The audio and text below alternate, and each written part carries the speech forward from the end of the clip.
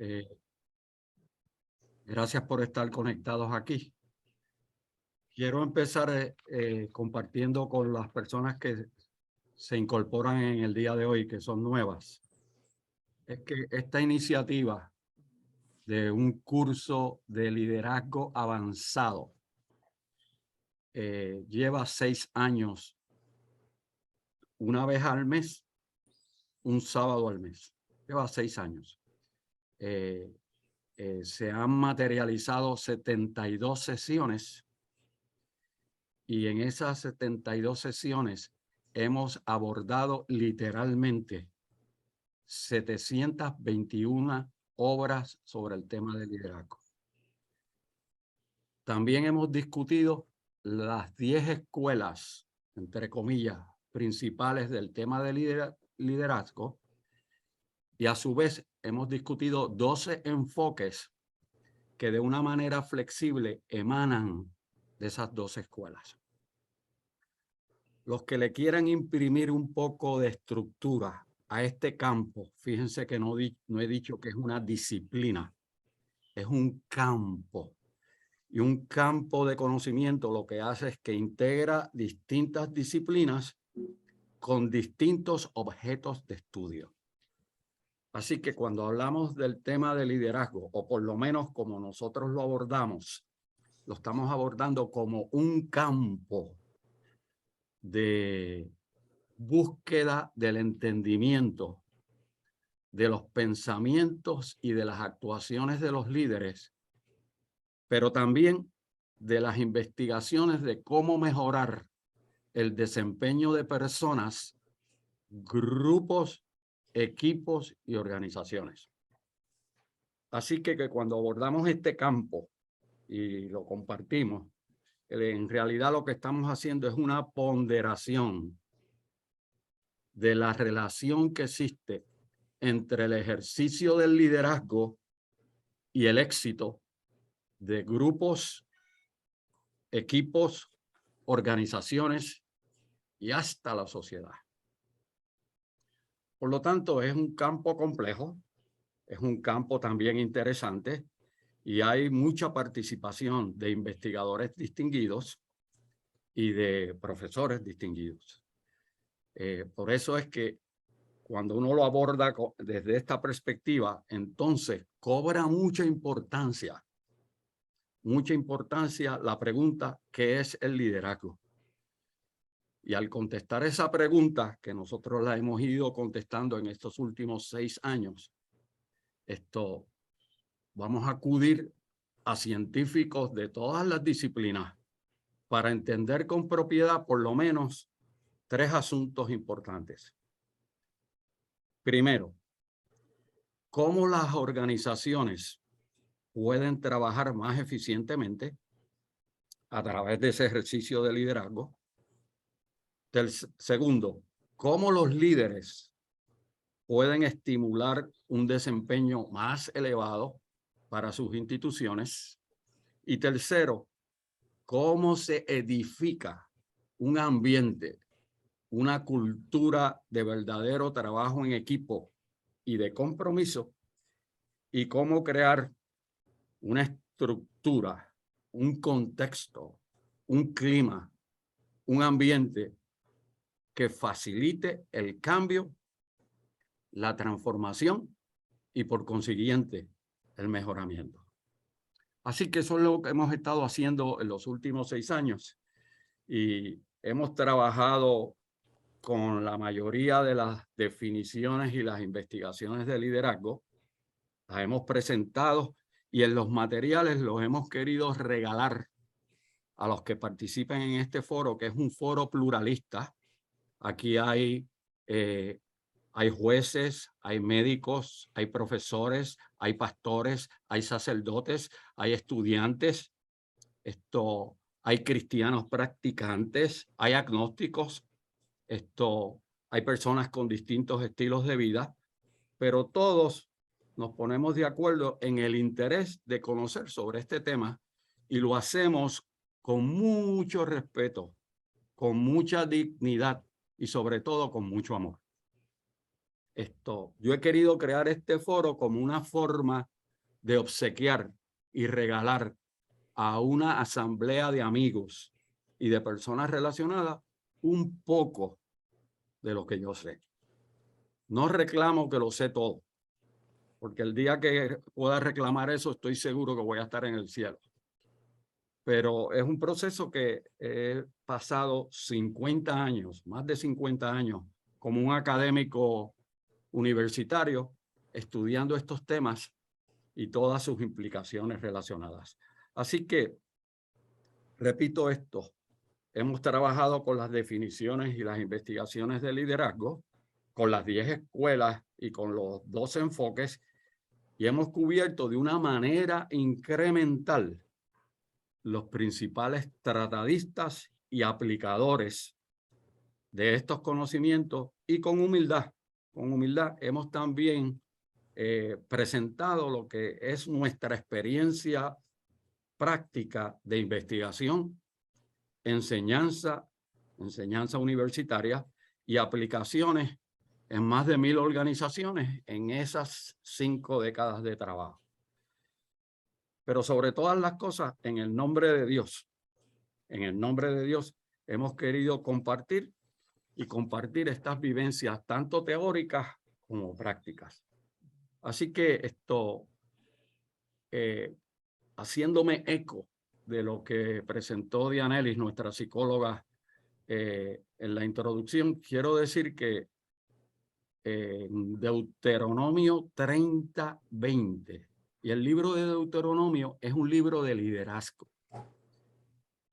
Se puede leer desde una óptica de liderazgo. Y de hecho es el último libro que escribe Moisés. Y ustedes saben, Moisés siempre fue un líder de transición, de Egipto a la tierra que fluye leche y miel. Por lo tanto, es un liderazgo importante. Y una de las cosas que argumenta Moisés en Deuteronomio es que todo liderazgo de facto es un liderazgo de transición, porque se está moviendo la institución y el cuerpo de tiempo 1 a tiempo 2. Por lo tanto, esa es la transición de tiempo 1 a tiempo 2.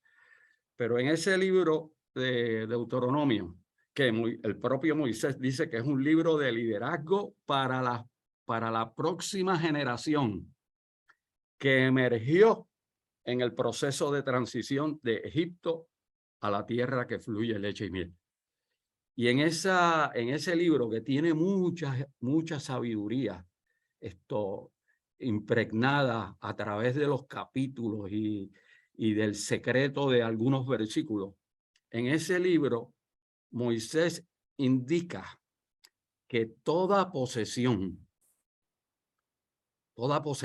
de la tierra, toda victoria sobre los adversarios, toda propiedad y disfrute de la vida depende de lo que él dice en Deuteronomio 30:20.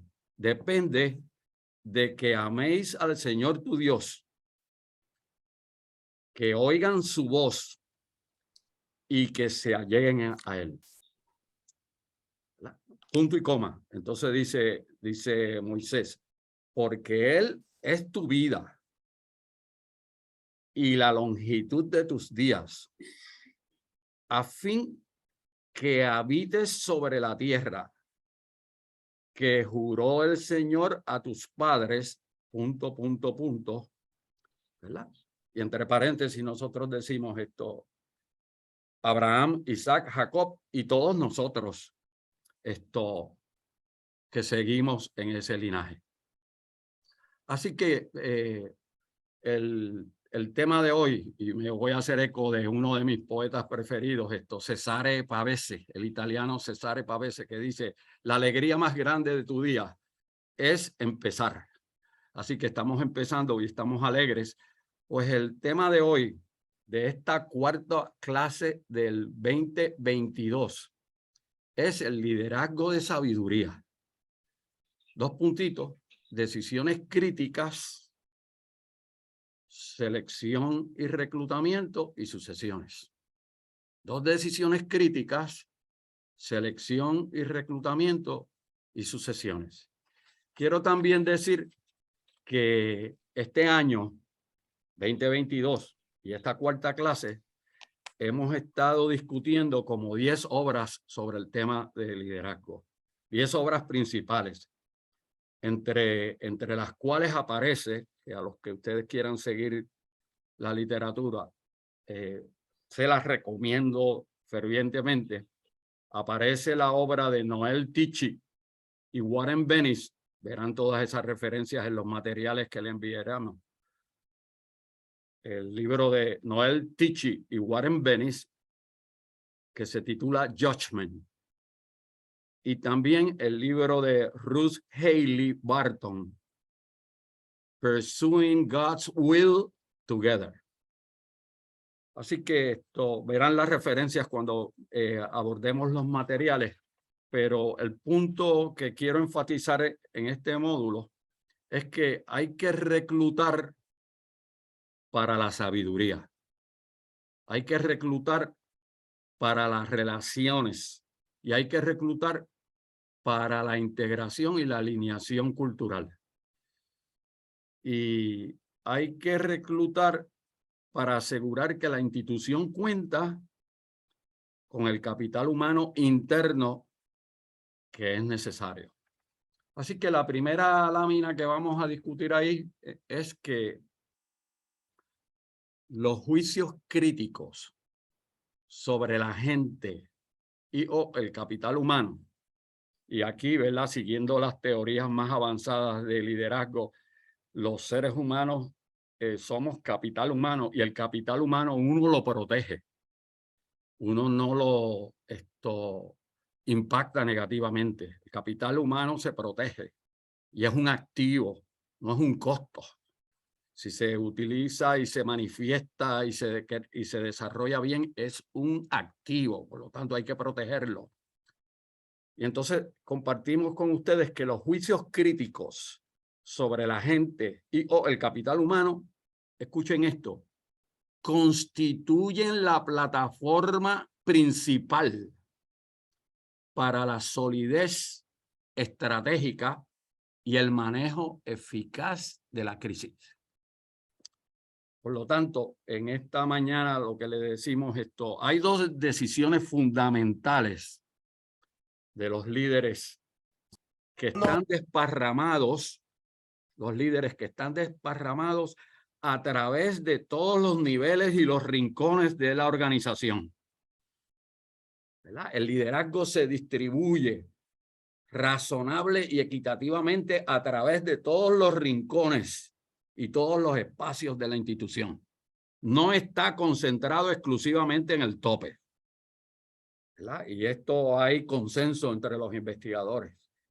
Los líderes se distribuyen equitativamente a través de todos los rincones y los niveles de la organización. Por lo tanto, hay 2 decisiones fundamentales para los líderes en ruta al futuro. Primero, ¿quién debe y no debe estar en el equipo? Eso es una determinación importante. Y con relación a esa determinación importante, quiero enfatizar que la membresía siempre es una invitación. Y los líderes invitan a la participación y a la membresía en el equipo. Es una distinción, es una responsabilidad hasta cierto punto intelectual, moral, filosófica, invitar a la participación. Ahora, una vez se invita a la participación es un privilegio. Y como es un privilegio, hay que enfatizar que esa participación conlleva una profunda responsabilidad personal, porque se ha otorgado ese privilegio. Y en la medida en que se responde a esa invitación con un desempeño de excelencia, entonces se está honrando la participación. Por lo tanto, la decisión fundamental número 1 de quién debe y quién no debe estar en el equipo, esto es muy importante. Y segundo, la decisión de cómo vamos a edificar el equipo en el tope de manera de que dicho equipo apoye la adopción de decisiones complejas con discernimiento. Y por eso es que esa dimensión es tan importante, ¿verdad? Esas dos decisiones son importantes porque el liderazgo, ¿verdad? Es más acción que posición. El liderazgo es una disposición a contribuir al fortalecimiento de la institución. Y como me decía un amigo, un líder esta semana que está aquí conectado, ¿verdad? De lo que se trata entonces es mantener en movimiento, dependiendo de la metáfora que uno use, mantener en movimiento el carro, el tren, el avión, la motocicleta o la bicicleta. Pero la metáfora lo que quiere decir, los líderes mantienen la institución en movimiento. Y por eso es que apoderan y dan oportunidad a otros para que ejecuten. Y una organización que le da oportunidad a otros para que ejecuten va a desarrollar una cultura, un sentido de pertenencia en aquellos que están trabajando para que la institución se mueva hacia adelante. Así que la segunda lámina lo que nos dice nos da una voz de alerta. Y la voz de alerta, aquí muy importante.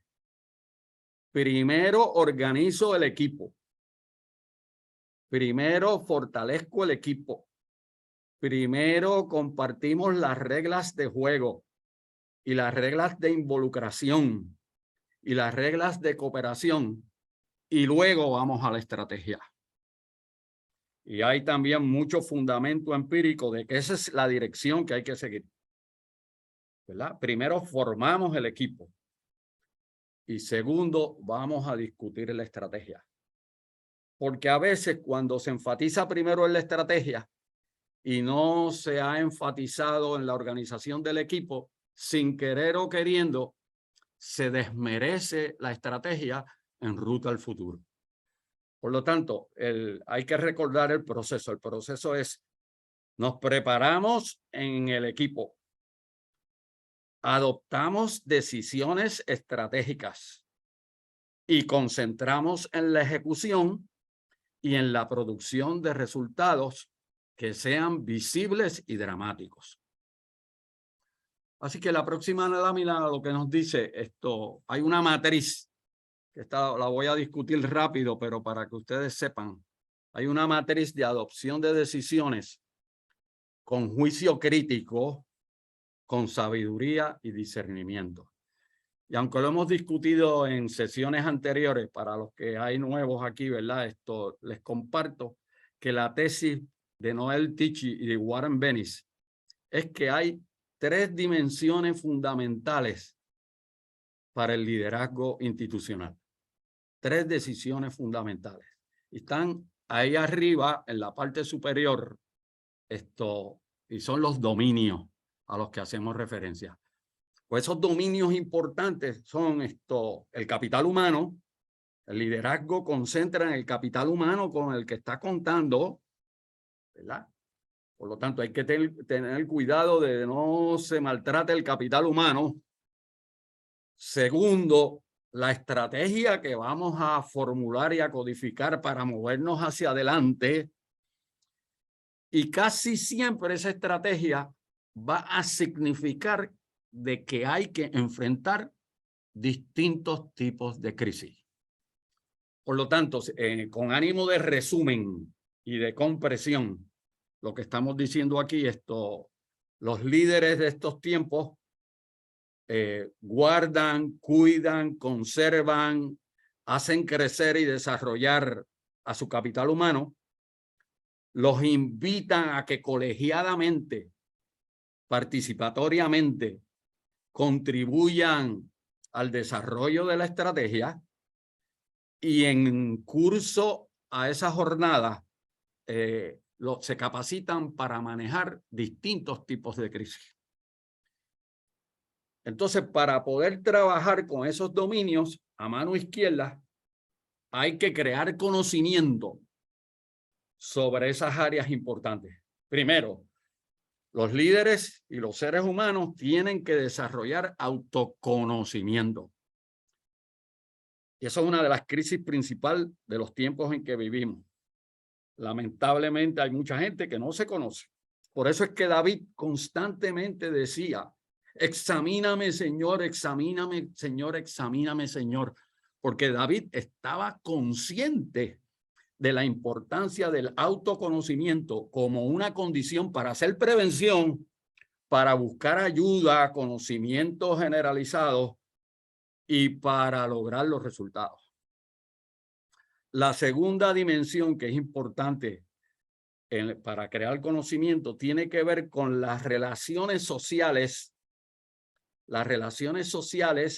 y las relaciones con los distintos constituyentes de la sociedad, las comunidades y obviamente los constituyentes internos del sistema institucional. Y ustedes saben que durante estos 6 años hemos discutido cómo las relaciones son todo y cómo las relaciones o me matan o me salvan y cómo las relaciones son determinantes para el desarrollo de las actitudes y de los resultados. Y así de una manera tajante, las investigaciones lo que dicen, 40% de los resultados son asuntos técnicos y 60% de los resultados son asuntos de relaciones, de vínculo, de trabajo en equipo, de cortesía, de amabilidad, de la capacidad de acercarnos a otros seres humanos para tratar de lograr resultados compartidos en unidad de propósito. Las relaciones son todo. Entonces también es muy importante para lograr los resultados tener un conocimiento profundo de la institución en la que uno trabaja. Y veremos las implicaciones de esa dimensión, ¿verdad? El conocimiento de la organización. ¿Cuál es la responsabilidad de los líderes? Conocer la organización. Y mientras más profundamente se conozca la organización, mejor. Y finalmente está la dimensión contextual. Y esa dimensión es importante. Los líderes tienen que levantar información, conocimiento, sabiduría y desarrollar discernimiento sobre las fuerzas, las tendencias y la naturaleza de los nuevos tiempos. Y eso lo que significa es conocimiento contextual. Por eso es que hay que evitar para los líderes de todas las organizaciones, hay que evitar que se encierren dentro de la organización. Porque el trabajo del liderazgo, por definición, es un trabajo social. Eso quiere decir, hay que salir afuera de la organización para presentar la organización, para presentar sus ofrecimientos y para adelantar de una manera correcta los mejores propósitos de la institución. Y ese es un trabajo intenso, es un trabajo constante y es un trabajo que va a producir posicionamiento y por consiguiente distintos públicos se van a ir acercando a la organización. Así que las próximas gráficas lo que hacen es esto que le he dicho, esto es discutir en detalle esto que le acabo de decir y acabo de elaborar. Así que esto las voy a pasar. Ya saben que estas primeras 4 abordan el asunto de el capital humano y el autoconocimiento. Cuando hablamos de capital humano y autoconocimiento, y capital humano y relaciones sociales, capital humano y la organización, capital humano y contexto, en una oración ahí he tratado de poner lo que significa eso en términos de acción y desarrollo, pero lo acabo de explicar anteriormente. Estas próximas 4 lo que explican es la relación que hay entre el manejo, dale para atrás. Entre el manejo del desarrollo de la estrategia y el autoconocimiento, el desarrollo de la estrategia y las relaciones sociales, el desarrollo de la estrategia y la organización, y aquí hago un paréntesis para decir, es muy importante alinear la gente, las estrategias y los procesos para lograr resultados, porque esa alineación, esa integración energiza a la gente y obviamente la estrategia como una respuesta al contexto para explicar la relación que hay estrategia, contexto y ejecutar, muy importante aquí, siguiendo los estándares elevados, porque cuando se sigue los estándares elevados, entonces se utiliza este término que no tiene carga ideológica, este término. A veces hay gente que se pone nervioso con este término, pero no, en realidad no tiene carga ideológica. Esto, cuando se articula la relación de la estrategia, que son los cursos de acción que me van a producir los resultados, pues cuando se articula la relación entre la estrategia con el contexto y se le da seguimiento al desempeño y a la ejecución para asegurar los resultados, esos resultados tienen que ser a partir de los estándares más elevados, ¿verdad? Y una de las cosas que ha hecho la globalización es que ha democratizado la elevación de los estándares a través del mundo. Y en la medida en que se cumplen con los estándares elevados, la competitividad, que era el término al que hacía alusión, la competitividad de la institución aumenta. ¿Y qué quiere decir competitividad desde la perspectiva de las teorías de liderazgo, de cambio y transformación? Competitividad lo que quiere decir ejecutar, desempeñar, actuar siguiendo los estándares, los indicadores y las métricas más elevadas que hay dentro del campo de trabajo y de desempeño. Y de hecho, hay algunos tratadistas que dicen a veces la invitación es que, a que el estándar sea más elevado por la propia iniciativa de la institución y de sus líderes, independientemente de lo que establezca el regulador o las reglas de juego del mercado. Así que puedes pasarla por ahí.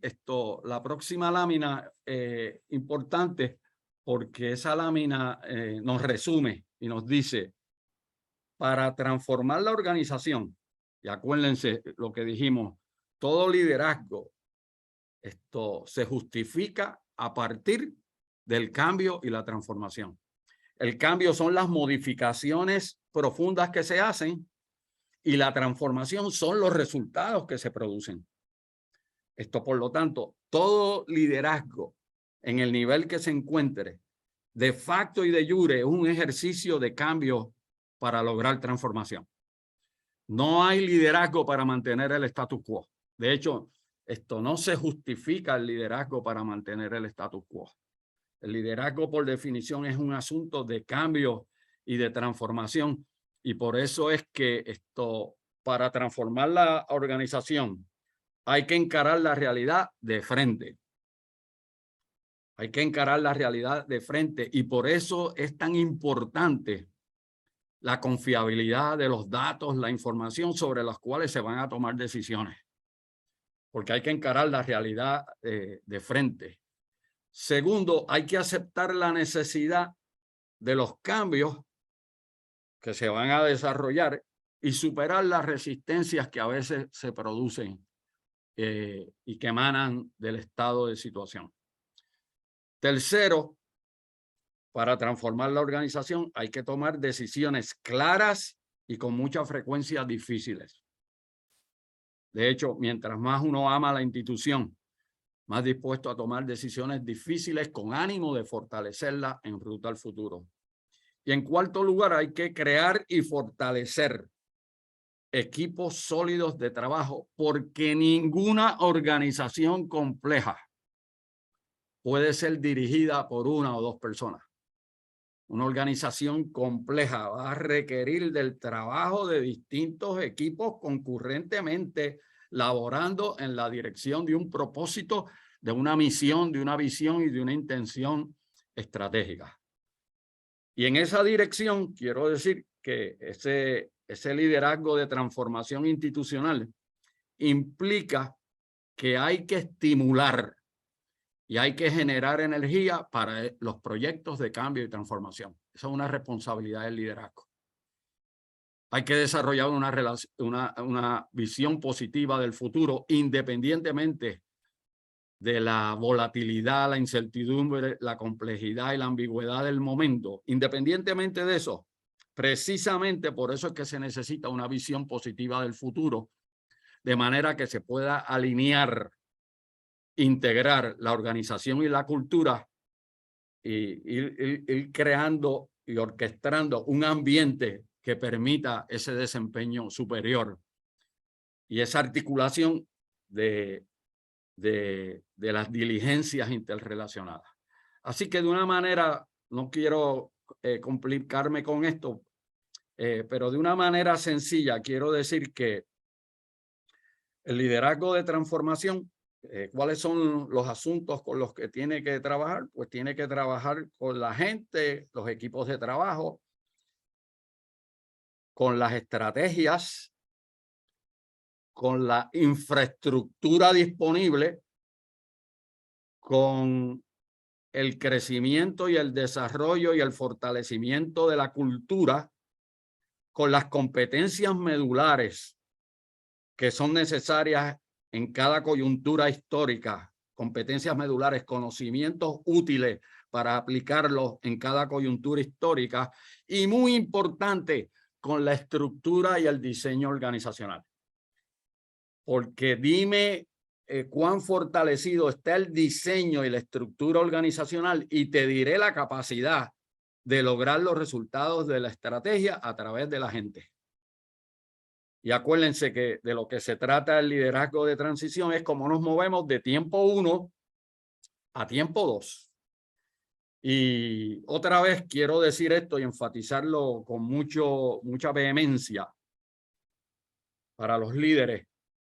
Primero el equipo.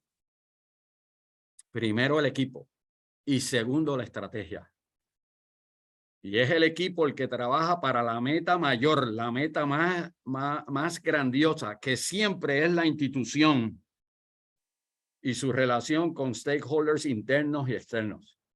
Por lo tanto, en ese trabajo, les digo con rapidez, en ese trabajo, los líderes tienen que descifrar las condiciones requeridas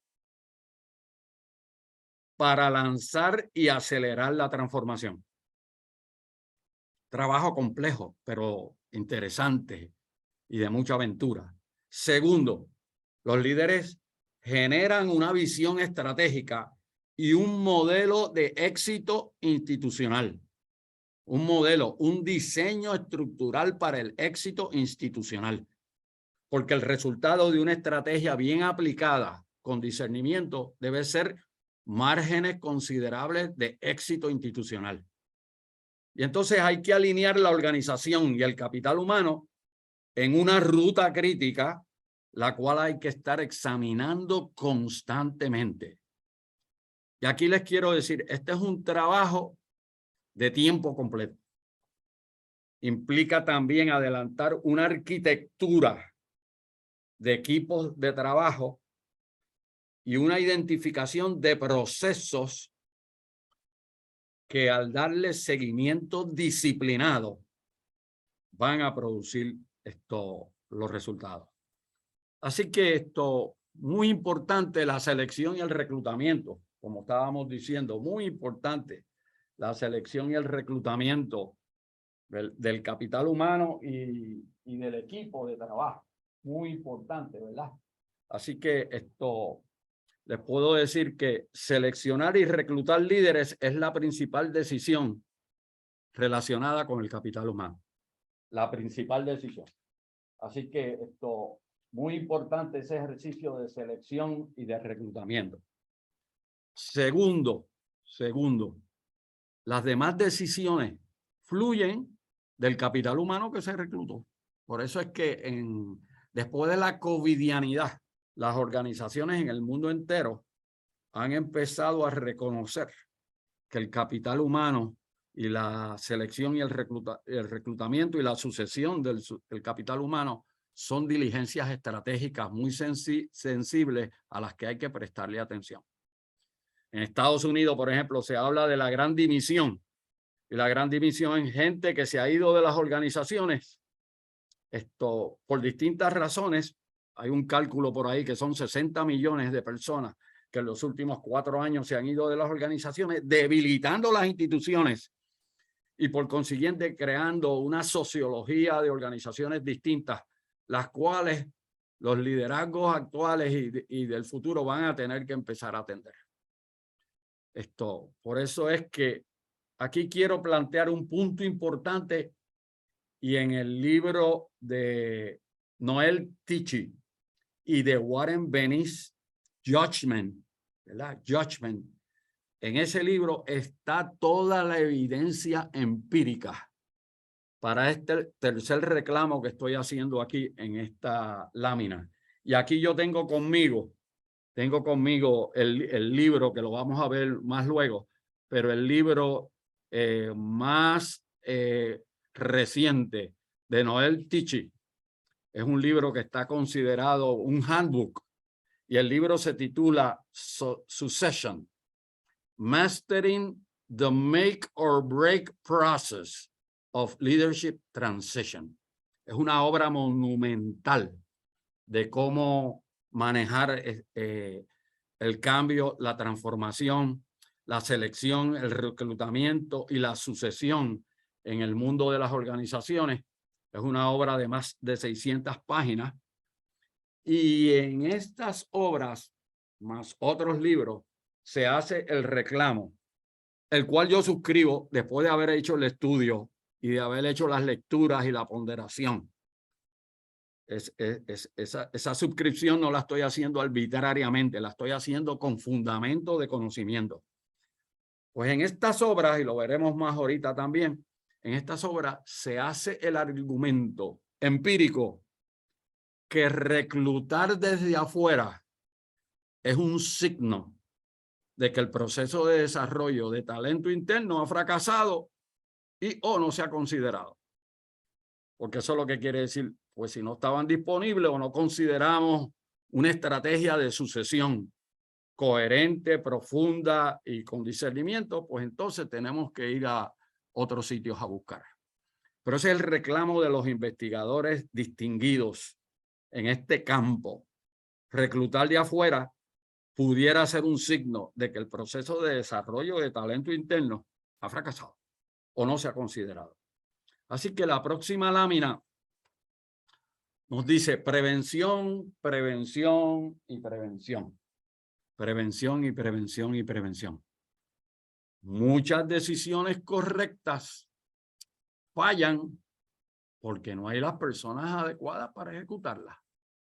Precisamente por eso es la tesis empírica, filosófica, también intelectual, de que primero fortalecemos y conformamos el equipo y segundo, vamos a la estrategia, a la coherencia de la estrategia y a la sensatez de la estrategia. Y es muy importante porque en las investigaciones de benchmarking en muchas organizaciones, esto se va a la estrategia y a veces ni se considera si tenemos el capital humano para desarrollar la misma y por consiguiente para entregar los resultados. Así que la próxima lámina lo que dice, las organizaciones eficaces construyen bancos de talento. Y aquí digo varias cosas. Los bancos de talento, la gente tiene que saber que están en el banco de talento, porque a veces lo que nosotros descubrimos por ahí en el mundo de la práctica es que hay gente como que ha sido identificada, pero nunca se han enterado de que están en el banco de talentos. Y cuando estamos hablando del banco de talentos, y acuérdense lo que dijimos al principio, hay que invitar y hay que dar la oportunidad al que quiera participar en el banco de talentos. Acuérdense que para Dios todos los seres humanos tienen potencial. Obviamente hay que salir a desarrollarlo, pero Las organizaciones eficaces construyen bancos de talento y eso significa preparar los candidatos. Y un tiempo promedio en esta época que ha comprimido la dimensión de tiempo, estamos hablando de 3 a 5 años. Segundo, hay que preparar a los líderes en todos los niveles del sistema. No se trata en el nivel superior y en el segundo nivel, en todos los niveles del sistema, porque las organizaciones son sistemas abiertos y lateralmente tienen implicaciones con las comunidades y los nichos de constituyentes colateralmente. Por lo tanto, hay que prepararlos en todos los niveles del sistema. Y entonces, muy importante advertir y reconocer que los requisitos de un trabajo y de una encomienda mayor tienen que estar claramente establecidos y claramente certificados. Así que precaución, precaución, precaución. Y es una metáfora aquí, no lo cojan con carga moral ni dañina. Es una metáfora. Lo repito, es una metáfora. Pero precaución, precaución, precaución. Los líderes malos, eso quiere decir los que no se han preparado. Los que no se han preparado. O vamos a ver cómo dicen Warren Bennis, entre comillas, ¿verdad? Es una metáfora. ¿Qué es un líder malo? Aquel que no trabaja en equipo y no apodera a otras personas. Aquel que no cultiva las relaciones de colaboración, de cooperación y de trabajo en equipo para asegurar que el equipo puede lograr resultados con más fuerza que su participante más distinguido en ese equipo.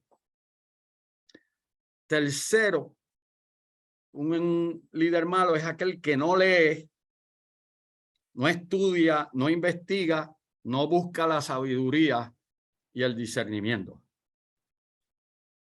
Y esto lo digo con prudencia, lo digo con cariño y con afecto. La mayoría de las personas que están aquí conectadas son personas buenos amigos y amigas mías. Esto quiere decir, tengo confianza, por lo tanto puedo decir esto con apertura de corazón, porque me conocen. No hay carga aquí. Yo le sirvo al Señor Jesucristo, por lo tanto no hay carga aquí.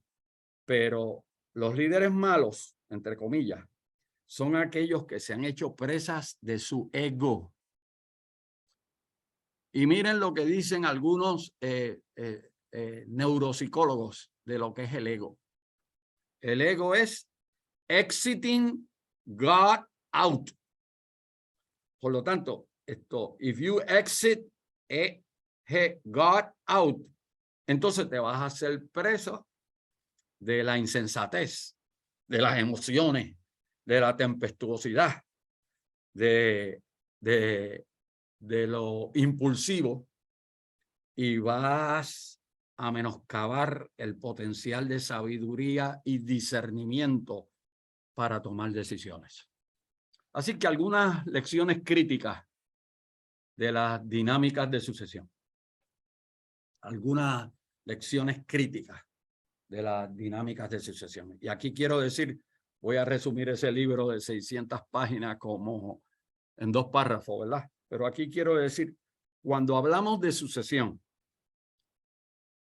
estamos hablando de que se trata de un asunto, de una gestión, de una tarea que es la responsabilidad principal de los líderes para desarrollar a su vez líderes transformacionales desde adentro para no tener que salir para afuera.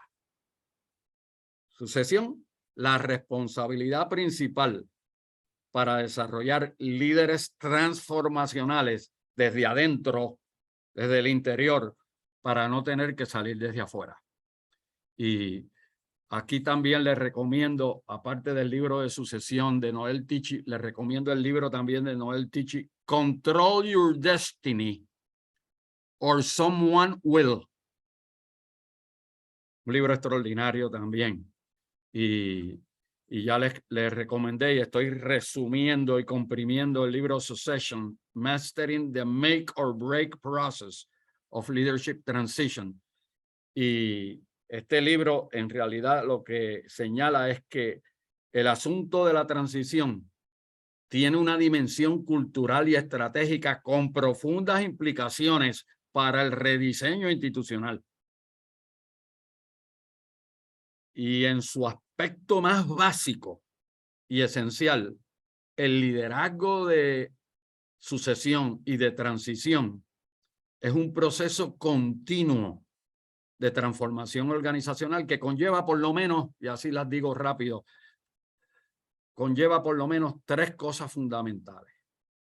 Decisiones sobre el capital humano, decisiones sobre la organización, decisiones sobre las estrategias y decisiones sobre el manejo de la crisis y la necesaria estabilización organizacional.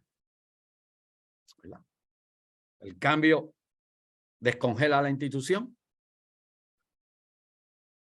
pero al estabilizarla, la vuelve en una coyuntura de corto plazo, la vuelve a congelar.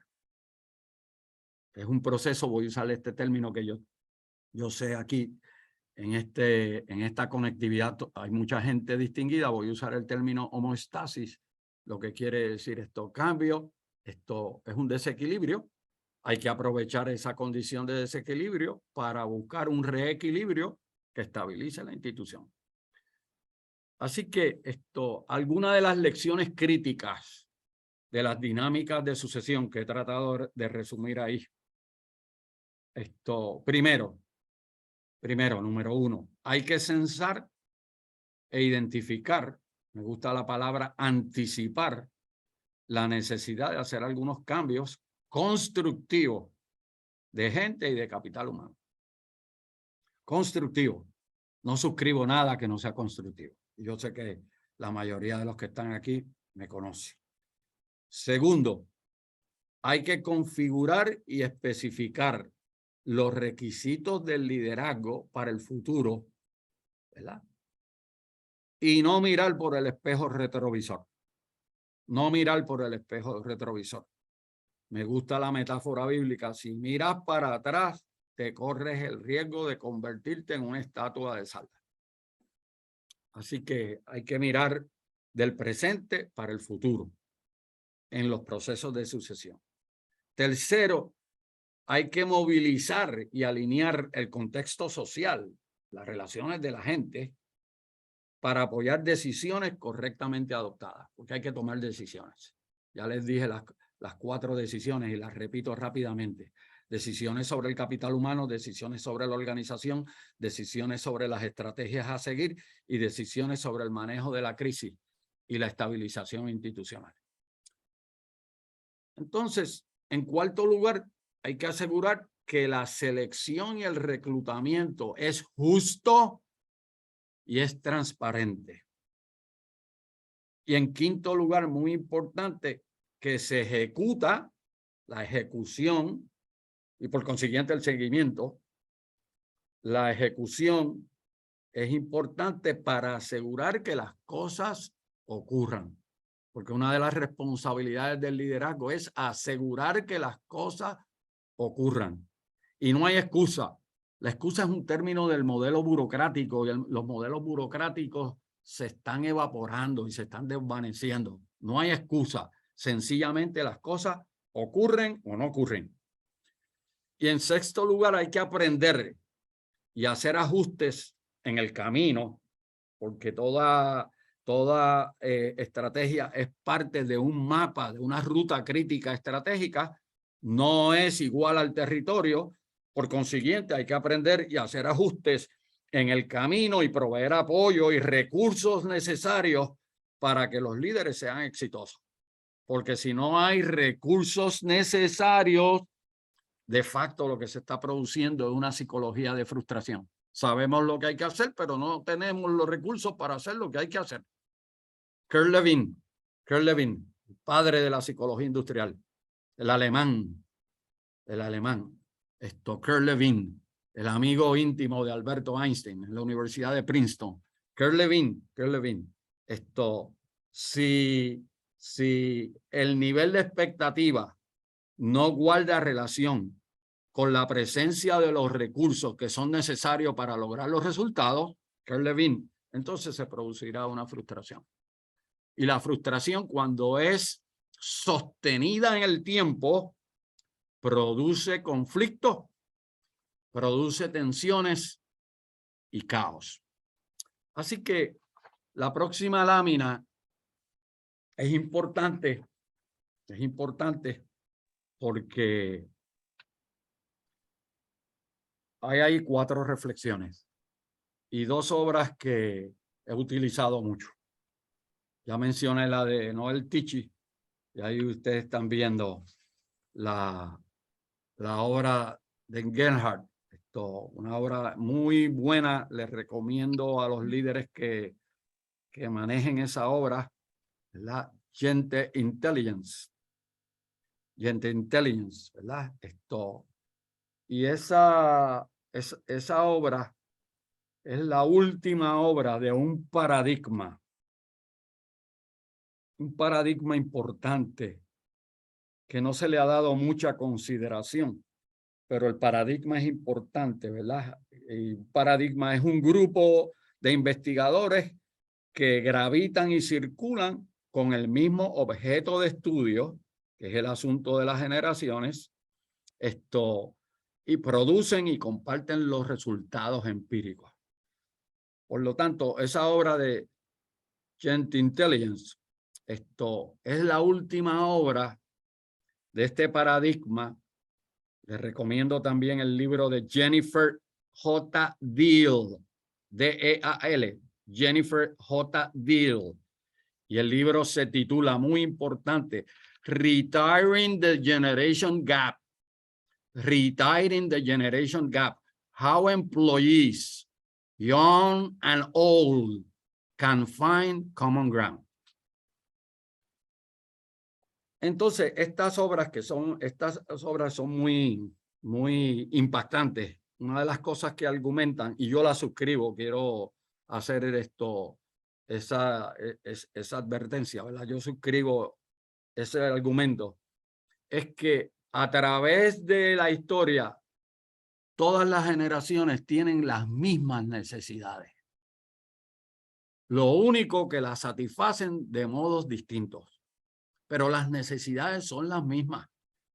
Y eso para las organizaciones es importante. ¿Cómo vamos a responder a necesidades que son compartidas, pero con deseos de satisfacerlas de manera distinta?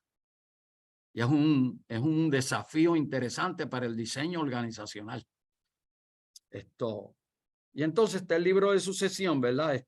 Que es importante. Y aquí les voy a resumir estas obras de una manera sencilla ahí en 3 puntos importantes que están relacionados con el tema de la sucesión.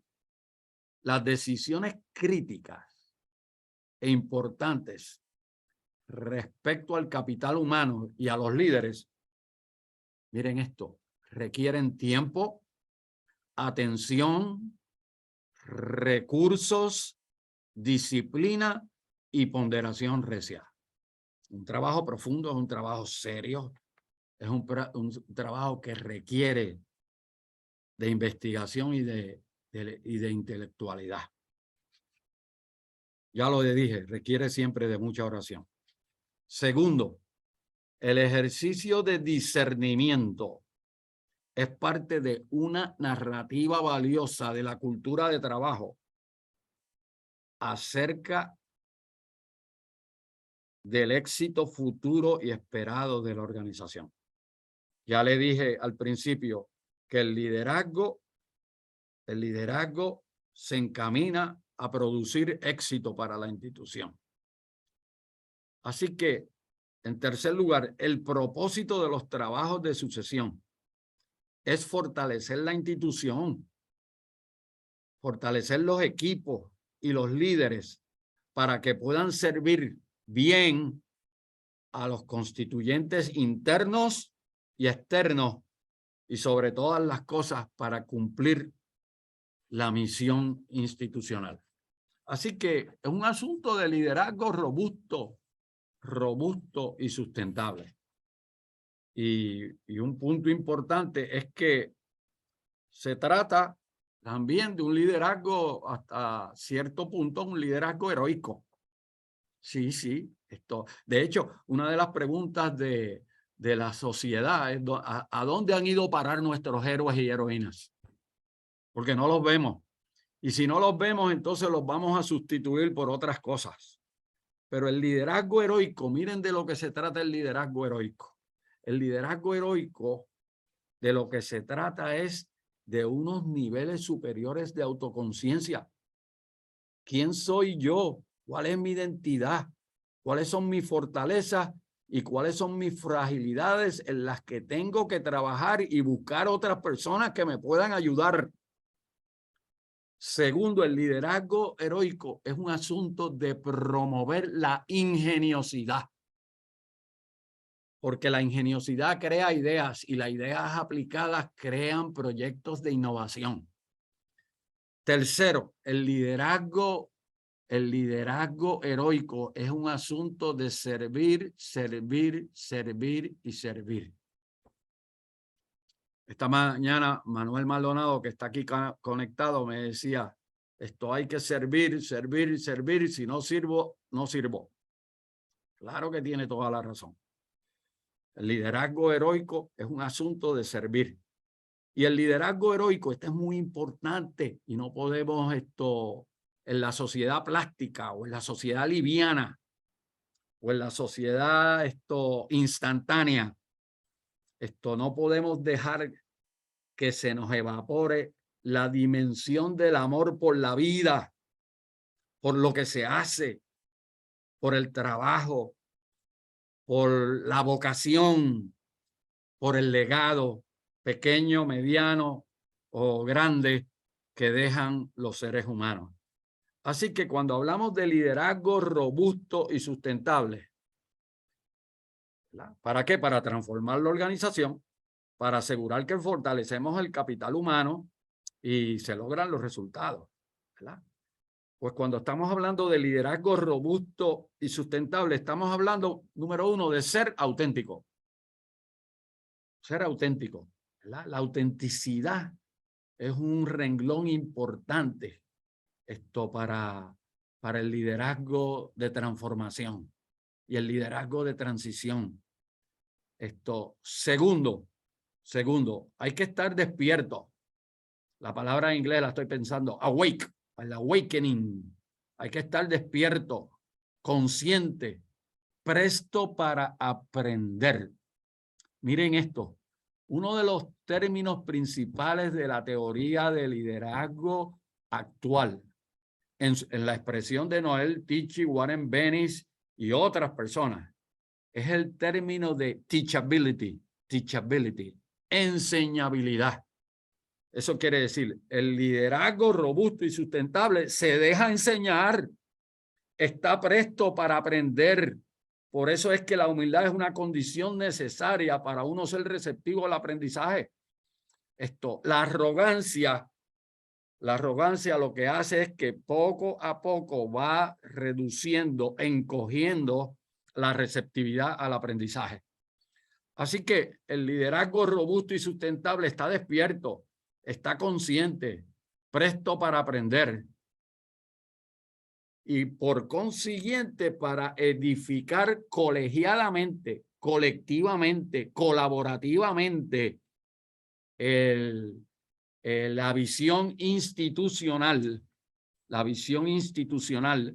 y obviamente la visión personal. Así que una dimensión importante, la de edificar la visión institucional y personal. Y me decía un líder que está aquí conectado en esta semana, es que los términos que él ha acuñado para ese impulso, a mí me parecieron geniales porque ciencia es todo acto de sintetización. Decía Alberto Einstein, ciencia es todo acto de simplificación. ¿Por qué hay que hacer las cosas simples? Para que sean útiles. Me decía este líder que está conectado aquí que la síntesis que estaba comprimiendo es que vamos a ejercer liderazgo colectivo, colegiado, a través del diálogo, la colaboración y los resultados.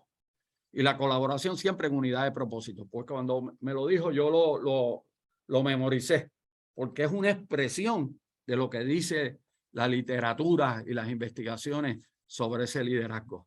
Así que es importante también el liderazgo robusto y sustentable, asegurar que se llevan los deseos y las ideas a una feliz realización, ¿verdad?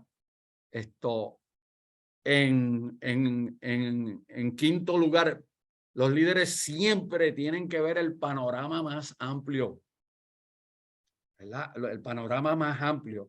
Y hay que estar en guardia porque a veces la vida y el sobretrabajo lo que hace es que encuadran el liderazgo y ponen visión de túnel. Pero los líderes tienen que ver el panorama más amplio. Tienen que ver, ¿verdad? Por eso el señalamiento del Señor Jesucristo, ¿verdad? Tienen ojos y no pueden ver. Tienen oídos y no pueden escuchar. O esa es la prevención que hay que hacer, porque eso le puede pasar a cualquiera, por las razones que sean. Hay que ver el panorama más amplio. El liderazgo trabaja con el panorama más amplio, ¿verdad? Y tiene que evitar la tentación de que el trabajo se convierta en un ejercicio de un instrumento microscópico, cuando en realidad lo que necesitan los líderes es un telescopio para ver el panorama más amplio. Lo microscópico es importante, pero eso hay que en equipo apoderarlo para que otras personas lo hagan y lo hagan con calidad y con excelencia. Y es importante también, número 6, para el liderazgo robusto y sustentable, contribuir a incrementar la efectividad de la institución, de los equipos y por consiguiente de las comunidades a las que se sirve. Y esos son los elementos de la literatura y de la teoría contemporánea del liderazgo robusto y sustentable. Así que la próxima lámina es importante porque nos dice recordemos que el liderazgo es siempre una diligencia de crecimiento y desarrollo. Es siempre una diligencia de crecimiento y desarrollo. Así que recuerden los líderes que están conectados aquí, ¿cómo se justifica el liderazgo? Contribuyendo al crecimiento y al desarrollo de la gente con la que uno trabaja, de la institución y de los stakeholders de la organización. Como un elemento importante y un elemento que hay que considerar. Así que les recomiendo esos libros que hay a mano derecha ahí, haciendo el fundamento y haciendo el caso de que recordemos que el liderazgo es siempre una diligencia de crecimiento y desarrollo. Y eso es una pregunta que se tiene que hacer la gente, ¿verdad? ¿Cómo estoy contribuyendo al crecimiento y al desarrollo de mi gente? Y esas tres obras que hay ahí, ¿verdad? La de Chesterton, muy importante. The time is now, ¿verdad? Como el poeta cuando empezamos. La alegría mayor es cuando empezamos inmediatamente. Esas tres obras, ¿verdad? Lo que del mismo autor, ¿verdad? De la misma autora, lo que enseñan y dicen con investigaciones. Nadie crece porque le fuercen a hacer de mala gana las cosas, ¿verdad? Y aquí es interesante porque a veces la gente piensa en los paradigmas viejos que hay que utilizar el miedo. No, miren, el miedo paraliza. La obra principal de Edward W. Deming, Driving Fear Out of the Workplace. Y hay todo un paradigma de la psicología del miedo, que no es la mejor psicología para inducir comportamiento productivo. Y obviamente de la palabra de Dios, el miedo es inversamente proporcional a la distancia que uno se encuentra de Dios. De modo de que si me encuentro lejos de Dios, me va a dar más miedo. Si me encuentro cerca de Dios, se va reduciendo el miedo, porque caminamos de su mano. Por lo tanto, empezamos a crecer cuando finalmente decidimos crecer. El crecimiento es una decisión. Uno tiene que decidir crecer, ¿verdad? Por eso yo soy un viejo, los hijos míos me preguntan, papi, ¿qué estás haciendo? Y yo le digo, estoy creciendo, estoy interesado en continuar creciendo. Y acuérdense que las familias rígidas, autoritarias, desaprobantes, ya sea en lazos de consanguinidad o en lazos de amistad, no serán determinantes para desarrollar el potencial de lo que podemos llegar a hacer haciendo lo que debemos hacer. Por lo tanto, el amor es que se tiene que meter en todo sistema de relaciones.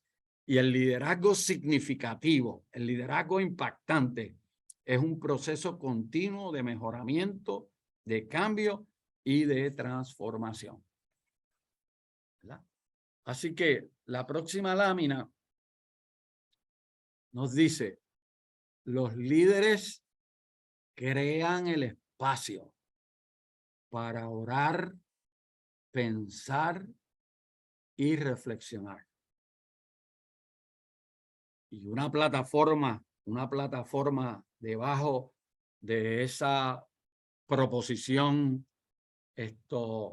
normativa es que hay que descansar. El cansancio desmedido puede llevar a la equivocación, al error, ¿verdad? Así que hay que descansar. El descanso es para reparar. Hay que organizar retiros donde nos encontramos a hacer otras cosas y hay que recargar energías. Ahí ven el libro de Lohr y Schwartz, un libro interesante, porque ahí se explica cuáles son las condiciones que se dan, que se tienen que dar para poder impulsar una cultura que disfrute del poder de una involucración plena, de una colaboración plena para lograr los resultados. Así que tres preguntas fundamentales de trabajo que les quiero participar. Tres preguntas fundamentales de trabajo que les quiero participar y compartir. La primera, ¿cuáles son las prácticas que llevamos a cabo que nos acercan a Dios y nos imparten discernimiento? Es importante esa pregunta. ¿Por qué es lo que buscamos para fortalecer el desempeño? Buscamos conocimiento, buscamos sabiduría, buscamos discernimiento. En otras sesiones, para los que están aquí hoy nuevos, hemos hablado de la epistemología, las 4 epistemologías que producen conocimiento, ¿verdad? Aprender a aprender, aprender a ser, aprender a convivir, aprender a ser un mejor ser humano.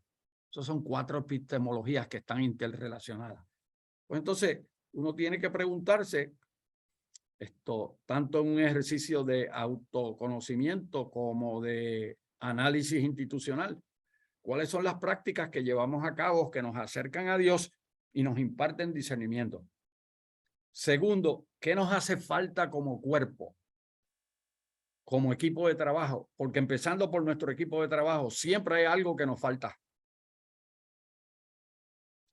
¿verdad? Siempre hay algo que nos falta y por eso lo tenemos que descubrir y pedirle a Dios que nos ayude a descubrirlo para atenderlo.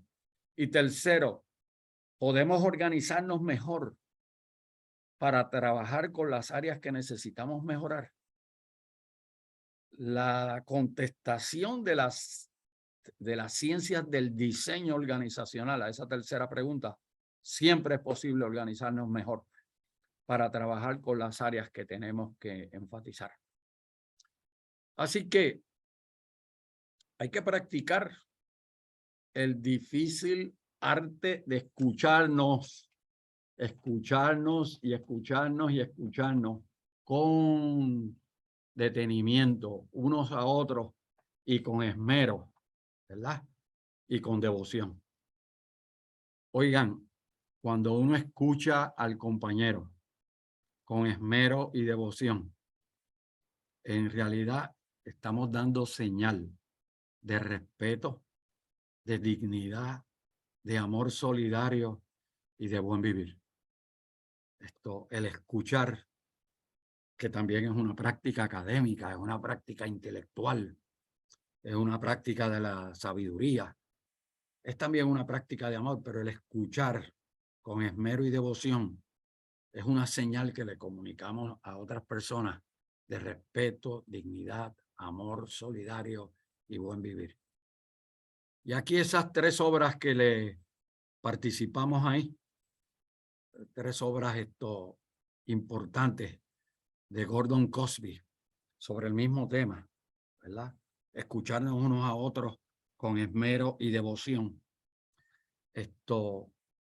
Unos puntos importantes, 3 puntos importantes para el liderazgo de cambio y transformación. 3 puntos importantes.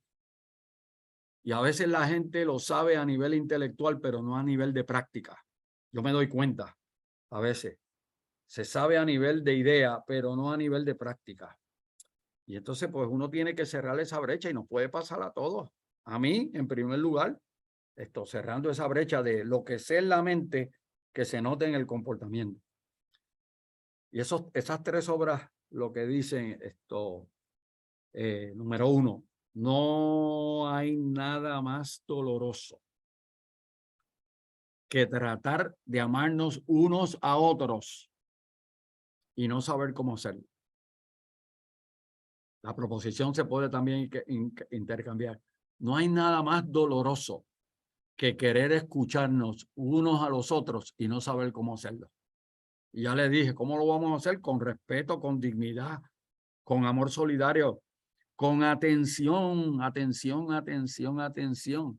Una de las calamidades de la sociedad contemporánea es la desatención, ¿verdad? Es la desatención. Por lo tanto, no hay nada más doloroso en una cultura de trabajo de que se piense que no somos atendidos. Por eso es que el acceso de los líderes a quien quiera platicar, hablar o hacer un planteamiento, el acceso por canales alternos es fundamental para el ejercicio del liderazgo. Hay que asegurar que el liderazgo es accesible, porque uno de los elementos de la sociedad actual, que es una sociedad abierta, de fronteras porosas y de virtualización del trabajo, es el acceso. Accesos inteligentes. Y entonces, en el proceso de desarrollar una cultura de respeto, dignidad, amor solidario y buen vivir, es importante escuchar primero. Es importante escuchar primero. Es importante escuchar primero. Este libro de uno de los investigadores de la teoría de la organización más destacados, Herbert Kaufman. Y el libro se titula Red Tape. Y el Red Tape lo que quiere decir los problemas de la cultura burocrática. Los problemas de la cultura burocrática es esto. Y uno de los problemas de la cultura burocrática es que no se escucha cuando la gente quiere decir cosas que son importantes. Así que el punto del liderazgo robusto, significativo y de transformación, hay que conectar con el corazón. Por lo tanto, hay que proyectar el amor, ¿verdad? Y el amor se proyecta en los ojos y se proyecta en el paralenguaje. El paralenguaje determina como 15, 20, hasta 25% de la percepción a la que llegamos de otra persona. ¿Verdad? Paralenguaje lo que quiere decir, ¿qué me está diciendo con su demeanor corporal. Por lo tanto, lo tenemos que cuidar si sabemos que eso tiene un impacto en lo que estamos comunicando, ¿verdad? Pero que hay que conectar con el corazón, eso es lo que quiere decir, hay que conectar con amor, ¿verdad? Pero hay que escuchar. En esta entrevista que le hicieron en una ocasión en 60 Minutes a la Madre Teresa, que me he leído todo de ella, porque una mujer sabia, era una mujer sabia, de una relación especial con Dios. Le pregunta el entrevistador de 60 Minutes, dicen que usted habla con Dios. Y la pregunta tenía un poquito de cinismo, ¿verdad? Dicen que usted habla con Dios. Ella no contestó y mantuvo la cabeza baja en señal de humildad. Entonces él le hace otra pregunta. ¿Y qué usted hace cuando Dios le habla? Y esto fue lo único que ella dijo. Yo escucho. Y escucho con el corazón. Pues eso es lo que hay que hacer para los líderes, ¿verdad? Los líderes en una sociedad plástica, una sociedad liviana, en una sociedad de crisis, en una sociedad de vanidad y de vanidad. Los líderes escuchan con el corazón y tienen que demostrar con su ejemplo, con su vida, con su proyección, ¿verdad? Tienen que demostrar amor. Y eso es importante porque eso casi nunca se enseña en las universidades. En las universidades se va directamente a las disciplinas. Y eso está muy bien. Hay que ir directamente a las disciplinas y hay que manejar las disciplinas. Pero hay que complementar las disciplinas con amor. Y yo creo que eso lo hacen las iglesias también. Eso lo hacen las familias, lo pueden hacer las comunidades, lo pueden hacer los amigos unos con otros. Hay que conectar con amor. Por eso la próxima lámina nos dice el liderazgo arrojado. Hay que ser atrevido. Uno tiene que atreverse a desarrollar un liderazgo que tenga consecuencias, que tenga impacto, que cuente, ¿verdad? El liderazgo arrojado es aquel que practica el amor. Y hay investigación empírica para esto, ¿verdad? En la gran dimisión, que se está diciendo 60 millones de personas en Estados Unidos que se han ido de los trabajos, cuando los investigadores empiezan a investigar qué es lo que pasó aquí, una de las cosas que dicen es no le veíamos el significado al trabajo.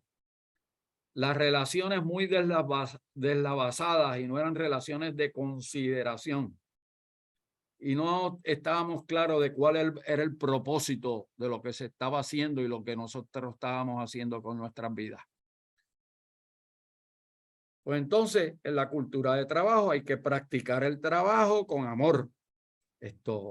Y entonces por eso tenemos que conversar y platicar y escucharnos unos a otros para establecer qué nos hace sentir amados y valorados. ¿Qué quieren los seres humanos? Sentirse amados y valorados. Eso es lo que quieren, sentirse amados y valorados. Segundo, en un mundo inestable y de crisis, el liderazgo arrojado es aquel que sale a crear espacios de estabilidad. Y eso implica manejar relaciones, descongelar, desestabilizar, congelar nuevamente, pero hay que crear la paz. Hay que practicar el diálogo, ¿verdad? El día a través, logo, significado, buscar la unidad de propósito. Hay que practicar la superación del conflicto, ¿verdad? Por eso la unidad de propósito. Y hay que evitar el divisionismo, las coaliciones, la fragmentación. Porque hay que demostrar disposición a trabajar juntos y a crear estos campos de claridades y de entendimiento. Y hay que practicar, ¿verdad? El discernimiento, que significa hablar con verdad. Y aquí le quiero decir varias cosas. Hubo este profesor distinguidísimo en la Universidad de Berkeley que se llamó Aaron Wildowski. Escribió muchos libros importantes. Uno de los libros importantes es El liderazgo de Moisés. Y él era judío. un libro monumental que lo terminó, él murió y lo terminaron de escribir sus estudiantes. Un libro extraordinario, muy empírico, muy historicista, muy escudriñador. Y Aaron Wildowski escribió este libro, Speaking Truth to Power. ¿Y qué significa esto? Que el liderazgo arrojado habla siempre con verdad. Pero les recomiendo también, que es una de las lecturas que ya presenté durante esta sesión, de Warren Bennis. Para mí, Warren Bennis, B-E-N-N-I-S, para mí Warren Bennis es uno de los principales investigadores sobre el tema de liderazgo, ¿verdad? Y si yo tuviera que escoger 5 tratadistas principales, Warren Bennis y Noel Tichy estaría entre los primeros 5. Warren Bennis escribió un libro muy importante que se titula Becoming a Leader, pero su libro importante más reciente se titula The Power of Truth. Y una de las cosas importantes es que el hablar con verdad le permite al líder ejercer poder, porque siempre va a reclamar que se está hablando con verdad, ¿verdad? Y es una hermosa y especial psicología de trabajo, ¿verdad? Esto que implica estamos hablando con verdad, por lo tanto, podemos darle sentido de valor a lo que estamos diciendo, confianza a lo que estamos diciendo, y esto nos va a llevar a que se reconozca que estamos haciendo lo correcto y por consiguiente estamos tratando de capitalizar en las oportunidades de crecimiento y desarrollo. Así que el hablar con verdad siempre es un ejercicio de crecimiento, ¿verdad? De lo que significa ese liderazgo extraordinario. Y la comunidad de práctica, que no es otra cosa que el líder con su gente de trabajo, la comunidad de práctica solo crece en presencia de la verdad. Si no hay verdad, entonces miren lo que sucede. Emerge el humo, emerge el fog, la nubosidad. No hay claridad en la visión y se pierde la autoconciencia, ¿verdad? El ser consciente, se pierde el ser comunicativo, ¿verdad? Se pierde también el ser creativo, innovativo, porque la gente no se atreve a proponer las ideas y sobre todas las cosas se pierde la noción del ser amoroso, de ser apreciativo y de poder contar las bendiciones y tener la solidaridad entre los compañeros de trabajo. Así que la próxima lámina es la conclusión, ¿verdad? Y concluyo diciendo y resumiendo, y esto lo retomaremos en la próxima sesión. El ejercicio del liderazgo es un asunto importante. Y en los momentos de ese ejercicio, los líderes se juegan la vida, ¿verdad? En los momentos de ese ejercicio, si lo hacen con sabiduría y discernimiento, adelantarán. Si lo hacen sin sabiduría y discernimiento, se estancarán. Pero en esos momentos del ejercicio de liderazgo, y concluyo con esto, ¿verdad? Esos momentos de pensamiento, de reflexión, de discernimiento, son invaluables. Son momentos, porque en esos momentos la vida puede cambiar para bien o para mal. Y los líderes, dijimos también, significantes, los líderes significantes, son capaces de retener a su equipo de trabajo. ¿Por qué se va la gente de los equipos de trabajo? Porque no están contentos con con el ejercicio de liderazgo que ven. Los líderes tienen que crear su propio Dream Team, ya lo dijimos, su equipo de ensueño. Los líderes son mentores también y son coaches, mentores y coaches, ¿verdad? Y tienen coaches y mentores, pero ellos son coaches y mentores también en la interacción diaria. El coach es para una tarea, un resultado específico. La mentoría es un curso de vida. Por lo tanto, los líderes desarrollan el potencial de las personas que dirigen y los seres humanos trabajan mejor en un ambiente seguro, alentador y de paz. Trabajan mejor y son más productivos. Y ese ambiente de seguridad, de aliento, de paz, de energía, de educación, de adiestramiento, esto hace que se produzcan grandes resultados. Y los líderes también desarrollan ese sentido de pertenencia que hace que los seres humanos aporten más. Ese sentido, la palabra en inglés me gusta mucho, ownership, ¿verdad? Que se piensa este espacio aquí, nos pertenece, por lo tanto tenemos que dar el máximo de nuestro potencial. Y puedo decir también que los líderes quieren que se sepa la calidad del trabajo que hace su gente y que se reconozca que los tiempos difíciles revelan el carácter de la persona. Y hay una diferencia entre carácter y temperamento. Y el liderazgo robusto se fortalece con el fortalecimiento del carácter. Y el asunto es de reconocer que el trabajo es solo una parte del sentido más amplio de la vida. Por eso el balance, el trabajo es solo una parte importante, pero es una parte del sentido más amplio de la vida.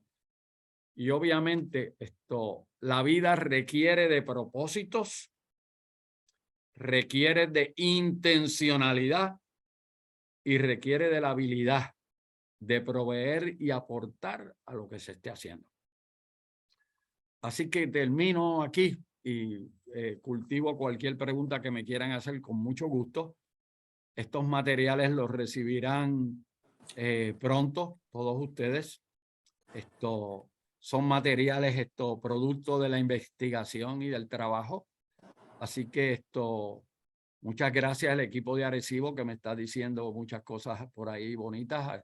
Saben que llevo a ese equipo, lo llevo en mi corazón porque he interactuado con ese equipo sostenidamente en el pasado. Así que al igual que otros recintos, pero la gente de Arecibo he interactuado cara a cara mucho con ellos. Así que sepan que lo llevo en su corazón. Gracias por el comentario.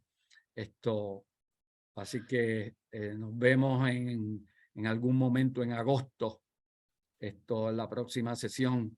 Gracias, Enid. Enid, gracias, Enid también. Enid es también una persona que siempre me hace recomendaciones de libros y me dice, léete esto y asegúrate de que lo incluyes. Este grupo hace eso conmigo, me mandan lecturas y yo quiero decir que ellos lo pueden dar el testimonio. He hecho todas las asignaciones que me mandan y las he explicado en las interacciones. Así que soy un buen estudiante, tengo la humildad de un estudiante, me dejo entender. Así que gracias también a las palabras que me están diciendo por ahí. Gracias. Coco, tengo una pregunta. Ahí voy por ahí. Está el gran Toñín Figueroa, pero tengo que darle esta introducción. La madre de Toñín siempre ha sido mi mentora toda la vida y es la que me ha dicho por dónde tengo que caminar y por no tengo que caminar. Y el hijo es una dramática y buena versión de su madre. Así que Toñín es un líder que yo escucho con cuidado cuando hace sus planteamientos. Y a mí se me parece a veces como a Moisés o a Samuel, que eran fogosos en las cosas que decían. Así que Ángela también, Ángela, siempre admiro tu paz y tu tranquilidad y tu serenidad. Pero Toñín, ¿cuál es la pregunta? Tengo 4. Déjame coger una página. Saca papel y lápiz. Aquí las tengo. Saca papel y lápiz. Aquí las tengo. Okay. La primera, voy a utilizar esto de base. En una conversación informal que tuve con un exgobernador cuando era aspirante a gobernador, le pregunté, y era mi vecino, o sea, tenía una relación buena con él porque compartíamos todos los días, interactuábamos todos los días en el gimnasio del edificio donde vivíamos, ¿ok? Y era un tipo que era un buenazo. Como gobernador yo puedo entender que le permiten hacer unas cosas o tiene que tomar otras decisiones, pero como persona era un buen tipo. Y yo una vez le pregunto chico, pero ¿cómo tú te vas a tirar con este equipo, con esta plataforma, con este equipo, cuando toda esta gente, todo el mundo sabe el marco de referencia que tienen y tú no lo eres? Y me dice, su contestación es que esa es la maquinaria y si no, no salgo. ¿Ok? Sí. Si no, no salgo. La pregunta entonces es, la entiendo obligada a base de por donde empezó tu taller. ¿Cómo uno pasa de heredar un equipo a crear un equipo? Porque no es lo mismo. Y si yo quiero ser líder, yo puedo heredar, pero como bien indicaste, va a llegar el momento en que voy a tener que descartar para yo crear mi equipo. Esa es la primera. Tú me dices si quieres atacar, si las vamos 1 a 1 o si quieres que te las dé las 4 de golpe. Voy a esa primero, pues, porque Okay. es una pregunta importante. A ese mismo gobernador, que sé quién es, porque es el gimnasio. A ese mismo gobernador, en una ocasión, me encomendaron a mí que hablara con él. Y yo fui a hablar con él. Y le dije, señor gobernador, ¿cómo usted quiere que le hable? ¿Le hablo con diplomacia, prudencia, cuidado? ¿O le hablo con sabiduría y le hablo con el mejor conocimiento que tengo? Y entonces ese mismo gobernador me dijo, en un tono asertivo, rayando casi a un poquitito de agresividad, pero asertivo. Y no hay problema con eso, ¿verdad? Eso uno lo recibe bien. Me dijo, ¿cuál es la diferencia? Y esto es lo que yo le dije. Cuando uno habla con diplomacia, con cuidadito, sin ánimo de querer impactar, uno le dice a la persona lo que uno piensa que la persona quiere oír. Pero cuando uno habla con sabiduría y con discernimiento, uno le habla a la persona con la verdad. Entonces, este gobernador se echó para atrás y me dijo en una expresión de paralenguaje bastante reflexiva. Me dijo que se relaciona con eso mismo que te dijo de la maquinaria. Me dijo, pues mira, vamos a hacer una cosa. Y me estaba tuteando, ¿verdad? Vamos a hacer una cosa. Háblame con verdad. Porque desde que yo me levanto, todas las personas aquí me están hablando con diplomacia. Entonces, para abordar tentativamente la pregunta, ya la escribí porque esto sería otra clase. Pero para abordar tu pregunta, que es fundamental, cuando uno se acerca a un equipo de trabajo, es importante que el líder le explique los principios y los valores que se suscriben y que van a gobernar de una manera directa y estricta las relaciones de trabajo y las reglas de involucración. Por eso es que al principio dije, la invitación está abierta, pero las reglas del juego, los principios y los valores que deben estar relacionadas con la cultura que se quiere fortalecer y deben darle servicio a una pregunta que tú siempre has tenido. ¿Cómo le damos servicio a la misión y a la visión? ¿Y cómo se mide eso? Pues esos principios y valores son obligatorios, sine qua non. Y si se rompen esos principios y valores, por definición, la persona en el equipo se ha definido por sí mismo fuera del equipo. Por consiguiente, yo creo en dar oportunidades, porque Dios me ha dado muchas oportunidades a mí. Pero una vez nos dan las oportunidades, el accountability es un asunto estrictamente personal. Yo soy accountable y responsable por la oportunidad que me han dado. De lo contrario, si no cumplo en las cosas significativas a partir de la responsabilidad y de la invitación que me han dado, entonces yo mismo me estoy saliendo del grupo, del equipo de ensueño. Las reglas del juego, hay que dejar las reglas del juego establecidas desde el principio, porque si no los jugadores se sacan ellos mismos. Exactamente, No, desde el principio. Desde el principio. Okay. Por eso, y eso es un trabajo pedagógico, es un trabajo educativo, y es un trabajo de modelarlo con el comportamiento. Es decir, mira, esta regla, estos engaging rules, esto es en serio, esto es sacrosanto, esto hay que cumplir con eso. No se pueden relajar los principios y los valores. Al contrario, son firmes. Estás rompiendo esquemas, rompiendo moldes para crear los nuevos. Definitivo. Eso. Ok. Segunda. Sí. Cuando estabas hablando del posicionamiento de la organización, yo entiendo, y me corriges por favor, que el posicionamiento de la organización requiere cierta madurez institucional. Ahora, la pregunta es, ¿cuándo y cómo se sabe que está lista la organización para presentarla en sociedad? Eso es muy, muy importante, muy importante, muy importante. Y obviamente, al igual que la primera, las contestaciones son tentativas, no son definitivas. Estamos claros. Porque son preguntas muy importantes que tienen muchas dimensiones. Pero el posicionamiento institucional y la presentación en sociedad, esto es un asunto de ofrecer, vamos a coger el caso de las universidades, programas y propuestas innovadoras, únicas y competitivas. ¿Verdad? Entonces, esos ofrecimientos a la sociedad son hipótesis de trabajo. Y una hipótesis, como tú eres un científico mejor que yo, una hipótesis es una relación de causa y efecto. Si hacemos esto, estos son los resultados que se van a producir.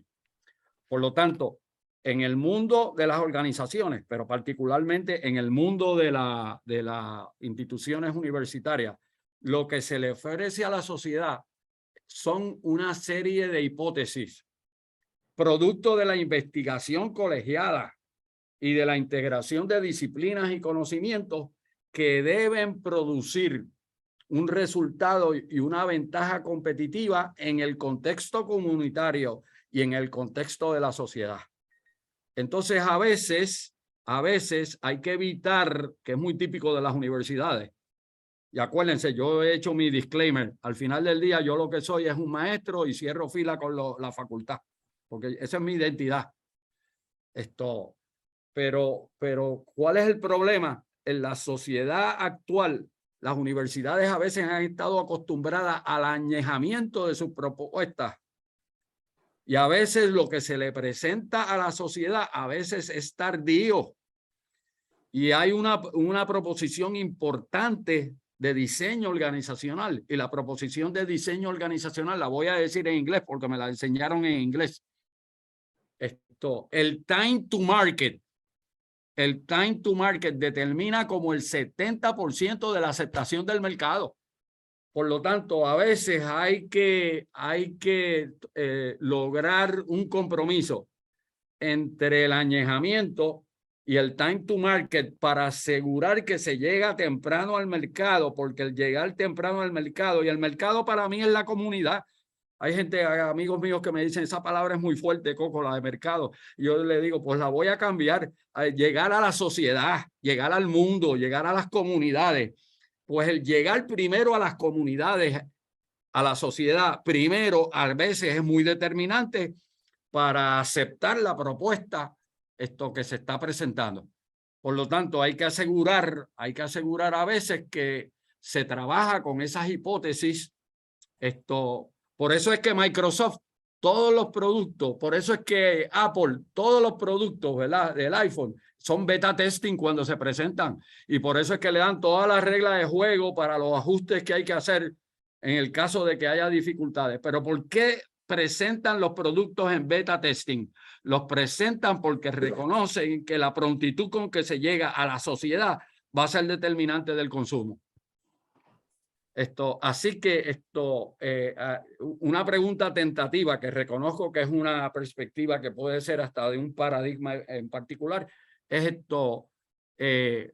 ¿cuándo estamos preparados para presentar en sociedad el trabajo?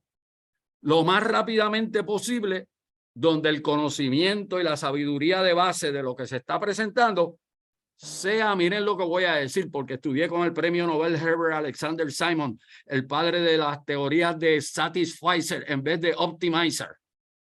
Fue mi gran maestro, probablemente la persona de más influencia intelectual en mi vida, Herbert Alexander Simon. Él decía, en vez de Optimizer, porque eso me demoraría quizás toda una vida, en realidad lo que estamos buscando es el Satisficer.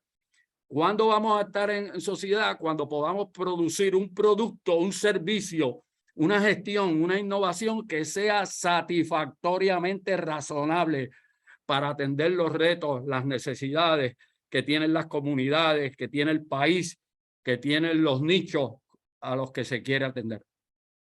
¿Cómo? Entonces eso va agarrado con mi tercera pregunta. Con gusto. ¿Qué es la relación entre competitividad y posicionamiento? Oh, eso es muy importante. Y competitividad, ¿verdad? Como me la enseñaron también. Competitividad es cuando uno está cumpliendo con los estándares más elevados disponibles. Cuando uno está cumpliendo con los estándares más elevados disponibles, uno sabe que lo que estoy presentando y lo que estoy haciendo tiene rasgos de competitividad. ¿Por qué? Porque estoy cumpliendo con los estándares elevados. Y yo siempre he suscrito la idea que buscar esos estándares elevados es una responsabilidad personal del equipo, de la institución y en resumidas cuentas en el país. Puedo decir esto con humildad. Y los que me conocen saben que tengo ese atributo. Me considero una persona humilde. Pero en la década de los 80, nosotros le explicamos al país completo. Le explicamos al país completo en los foros de la Asociación de Industriales, en los foros de la Cámara de Comercio, en los foros de la Asociación de Compañías Farmacéuticas, en los foros gubernamentales y en los foros universitarios también. Le explicamos al gobierno lo que significaba ser un país competitivo, compitiendo con unos 137 países en unos renglones importantes de crecimiento económico, de empresas agregando valor, de gobiernos tratando de facilitar ese crecimiento y desarrollo, reconociendo el capital intelectual y social del país y obviamente en una cultura de solidaridad y en una cultura de consenso y una cultura de infraestructura tecnológica y de todo tipo. Y entonces, en esa primera presentación que hicimos, en unos borradores tentativos, dijimos, ¿dónde está Puerto Rico? Puerto Rico está en 80, 84, en ese escalafón de 137 países. Todo esto es para explicar qué es competitividad y la relación de la competitividad con el desempeño. Asegurar que conocemos cuáles son los estándares elevados de desempeño y cómo estamos diseñando procesos para asegurar ese cumplimiento. Les puedo dar un ejemplito, voy a coger una marginal rápido, medio trivial, pero empírico, que hace el caso de lo que está diciendo Toñín.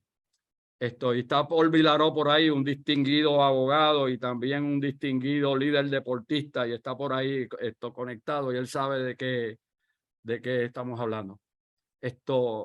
Yo me crié cuando tenía como 9 años en la YMCA en San Juan. Yo amaba esa casa, eso era como si fuera mi casa. Y allí yo aprendí a jugar ping-pong. Hoy día se le dice tenis de mesa. Y jugando ping-pong allí, pues me gané unas cuantas medallitas y unos trofeitos porque practicaba todos los días. Cuando fui a la Universidad de Berkeley en California, haciendo la matrícula, veo a este hippie todo desliñado. y hablamos y me dice esto, yo le digo, ¿qué tú haces? Y me dice, yo tengo una beca aquí universitaria de tenis de mesa. Y como yo lo vi desliñado y todo así agitado, él me pregunta, ¿tú sabes jugar? Y yo le dije, yo soy el campeón de Puerto Rico. Eso es lo que yo le dije, yo soy el campeón de Puerto Rico, porque yo en la YMCA era, no quiero decir el mejor, pero era de los bien buenos en la YMCA. Pues él me dice, pues vamos a jugar un día. Y allí cuando fui a jugar con él un día, entendí la diferencia entre haber aprendido las reglas de competitividad del tenis de mesa, al que yo le decía ping-pong, y el ping-pong que yo aprendí, que sin ningún criterio de cuáles eran las reglas, las técnicas y los niveles de competitividad. Después tuve este estudiante que puede estar conectado por ahí, que se llama Iván Santos, que es quien transformó el tenis de mesa en Puerto Rico y fue el primer campeón de Puerto Rico en tenis de mesa. En la Universidad de Puerto Rico fue mi estudiante y cuando yo le conté este cuento me dijo, mira, te voy a invitar para casa y si tú vas a mi casa todos los sábados durante 3 meses, te voy a enseñar a jugar esto decentemente. Y yo lo molestaba, yo le decía, voy a ir a tu casa y te voy a dar una pela, papá, porque yo soy un tipo rápido y bien ágil. Y fui la primera vez y no le hice ningún punto, no le podía hacer puntos a Iván porque él era el máster en el manejo de las técnicas competitivas del deporte. Por lo tanto, lo que quiero decir a tu pregunta es que uno tiene primero que estudiar y entender los estándares de competitividad y entonces organizarse y diseñar procesos, disciplina para asegurar que uno logre esos resultados y poder competir a nivel global, porque estos son estándares globales, estos son los estándares de los países. Y eso es lo que hay que entender desde el plano individual, el plano de equipo, el plano organizacional y obviamente el plano de la sociedad. Déjeme darle un ejemplo que Toñín lo sabe mejor que yo, porque Toñín también es un gran estudioso y es un gran maestro de esto, pero nunca vamos a ser un país competitivo con el costo de la luz que tiene Puerto Rico. Ese costo de la luz hace que perdamos competitividad, y eso lo sabe todo el mundo y ese conocimiento generalizado en el mundo de la gente que sabe de estas cosas. Con eso, ese nivel de costo de la luz, nosotros perdemos competitividad. Así que contesté esa tercera. La cuarta, ¿cuál es? Coco, en un paréntesis. Lo que tú estás diciendo es que no tenemos que aprender a competir a nivel individual para después poder competir a nivel colectivo. Definitivo. Si no aprendemos en el individual a dar lo mejor de nosotros, a competir con nosotros mismos primero, no podemos salir a competir con los demás. Eso. En paréntesis también, yo también me pasaba en la YMCA, a mí conmigo barrían el piso Takahama y por una Coca-Cola me tocaba, por una Coca-Cola había que coger de 400 foul a Sammy Betancourt los sábados cuando él practicaba 400 foul allí. Pero vamos para la cuarta pregunta. Pero deja decirle esto, Sammy Betancourt era el Larry Bird de Puerto Rico. Correcto. ¿Verdad? Correcto. Un tipo altísimo, lento, pero que practicaba todos los días de la vida. Y como quiera que tirara la bola, la encestaba. Y fue el primero que llegó a los 3,000 puntos en Puerto Rico. La pistola humana. Era amigo mío. Bueno, la cuarta pregunta. Oye, usaste un término que me gusta, que lo quiero entrelazar con esto. Utilizaste un término ahora, es el añejamiento de las propuestas. Sí. ¿Ok? Pero esto lo quiero entrelazar porque me gusta eso y creo que tiene un vínculo. Cuando estabas hablando de el reclutar líderes, la decisión del capital humano, pero entonces haces la aseveración que el reclutamiento externo puede indicar el fracaso del desarrollo interno del personal. Aquí tengo el libro. Mira, está bien. Oye, pero me causa sentimientos encontrados. Y te voy a explicar por qué, para que tú me puedas aclarar. Y lo voy a hablar desde mi marco de conocimiento. En una etapa de mi vida yo criaba perros de raza para venderlo. Y está la doctrina del inbreeding. Y cuando tú estás en inbreeding, creas defectos genéticos. Así que no puedes darle tanto para atrás en el inbreeding. No puedes mantener que tienes que traer sangre nueva en algún momento. ¿Ok? Entonces, me pregunto, ¿dónde, cómo uno hace el balance en el reclutamiento entre el interno y el externo para evitar, por un lado, el inbreeding y por el otro lado, fomentar el status quo? Porque el quedarme con internos nada más, entiendo desde mi perspectiva que me fomenta un status quo de por qué y cómo se hacen las cosas. Entonces, ¿dónde vamos a la mezcla? El timing, lo que tú decías, el timing, o sea, ¿cómo armoniza esto? Me gusta mucho, me gusta mucho, me gusta mucho ese argumento y quiero decirle que ese argumento lo debatí en el buen sentido del debate y del intercambio, lo debatí en la Universidad de Puerto Rico, lo debatí 40 años, 4 décadas, con buen debate y buenos cerebros y buena gente, y me gusta mucho ese tema. La responsabilidad, porque estamos en la universidad. ¿Y qué uno hace en la universidad? En la universidad uno estudia, investiga, se educa y se prepara. Y si uno se educa y se prepara siempre, a mayor preparación, menos reparación.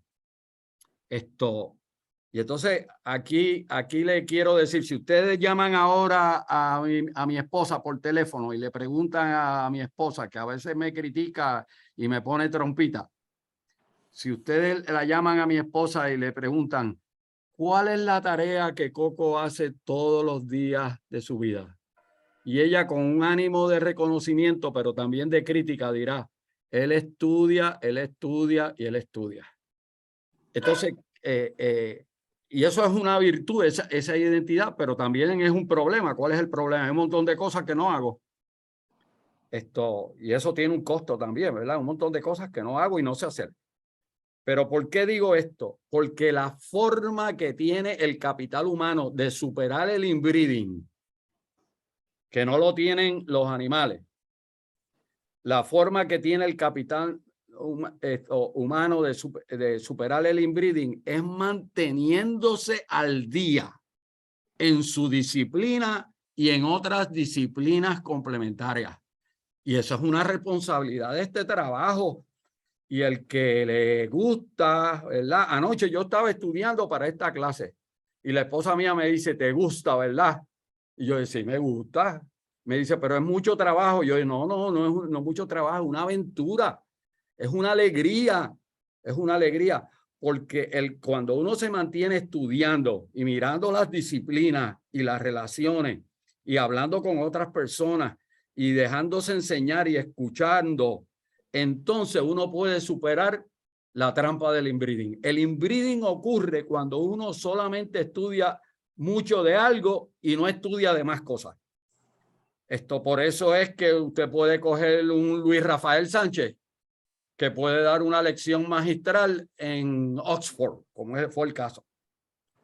¿Qué quiere decir? En el mundo de la literatura, él se mantiene al tanto de las corrientes globales e internacionales de la literatura y por eso es digno de moverse a través del globo terráqueo y no tiene inbreeding dentro de la Facultad de Humanidades donde todavía participa. Ahora, si no se mantiene esa disciplina de actualización, y a veces hay razones por qué no se la mantiene, ¿verdad? Y una de las razones por qué no se mantiene es porque el capital humano está explotado.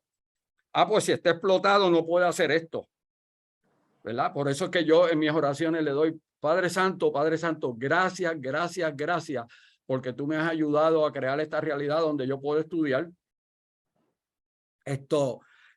Pero para contestar, si hay inbreeding, hay que buscar recursos fuera, pero el desarrollo interno del capital humano y desarrollándolo bien con sabiduría y con discernimiento puede superar cualquier tendencia de inbreeding, y eso no está reñido con algunas actividades de entrada colateral, como pueden ser estos conferenciantes, como pueden ser lecciones magistrales, como pueden ser proyectos especiales, que en los recintos de la Universidad Interamericana, tan temprano como en los últimos 2 meses, todo el tiempo se está desarrollando. Pues eso es lo que hay que tener pendiente, pero lo importante de tu pregunta es que esa pregunta tuya hay que mantenerla viva, porque si uno no la mantiene viva, ¿verdad? Entonces hay confort, y el confort es lo que hace que no se dé la milla extra para tratar de adquirir más sabiduría y más discernimiento en los trabajos que hay que realizar. Lo que hay que hacer entonces es abrir las ventanas para que entre aire fresco y exponer a la gente al mundo de las ideas. Sí, y las fertilizaciones cruzadas, por ejemplo, en la medida en que el modelo corporativista y burocrático universitario se ha creado por departamento, que se parecen a las corporaciones, por departamento, a veces no se facilita la fertilización cruzada entre que un departamento trabaje con el otro departamento para hacer un ofrecimiento que sea una hipótesis razonable.